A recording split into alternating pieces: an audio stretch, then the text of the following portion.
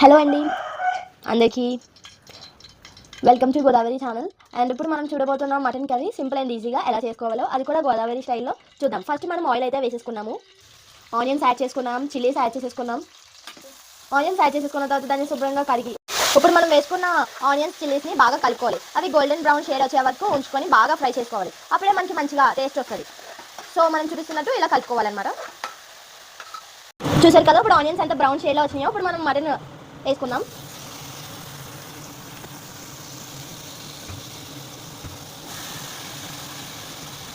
మనం వేసుకున్నది ఇక్కడ ½ కిలో 1/2 kg మటన్ వేసుకున్నాం. దీన్ని బాగా కలుపుకోవాలి ఆనియన్స్ పట్టేలాగా. మటన్ని బాగా ఫ్రై చేసినాక అది బాగా మగ్గినాక అప్పుడు మనం ఉప్పు కారం మన మసాలాలు ఏవైతే ఉంటాయో అవన్నీ మనం అందులో యాడ్ చేసుకుందాం. మనం వేసుకున్న మటన్ చూడండి బాగా మగ్గిపోయింది. ఇప్పుడు మనం ఉప్పు కారం వేసుకోవాలి. అంటే మేము చూస్ చేసుకున్నది కల్లుప్పు, అదైతే బాగా టేస్ట్ వస్తుంది గోదావరి సైడ్. అప్పుడు మేము బాగా వాడేది కల్లుప్పే, అది మంచిగా టేస్ట్ వస్తుందని మా నమ్మకం. మీకు ఎంత కావాలంటే అంత వేసుకోండి, మీ చాయిస్. కారం ఉప్పు వేసేసుకున్నాం. దీన్ని బాగా మనం యాడ్ చేసుకోవాలి. మేము మినిమం 3 స్పూన్స్ వేసుకుంటాం, మా కారం ఎక్కువ ఇష్టం కాబట్టి మీకు ఎంత నచ్చితే అంత వేసుకోండి.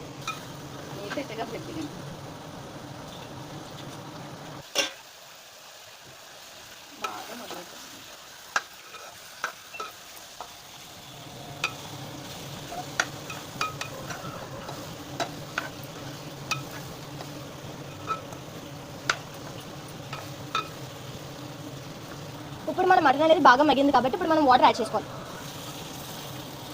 మేము 3 కప్స్ వేసుకుంటున్నాము. ఇప్పుడు చూడండి నీళ్ళు వేసుకున్నాం. ఇప్పుడు ఇది కాసంత మగ్గినాక అప్పుడు మనం మసాలా అనేది వేసుకోవాలి.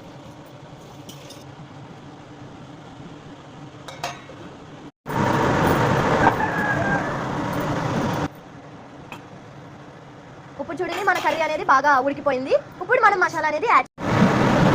ఇప్పుడు చూడండి మన మటన్ కర్రీ అనేది ఉడకడం స్టార్ట్ అయింది. ఇప్పుడు ఉడుకుతూ ఉన్న దాంట్లో మనం మసాలా యాడ్ చేసుకోవాలి.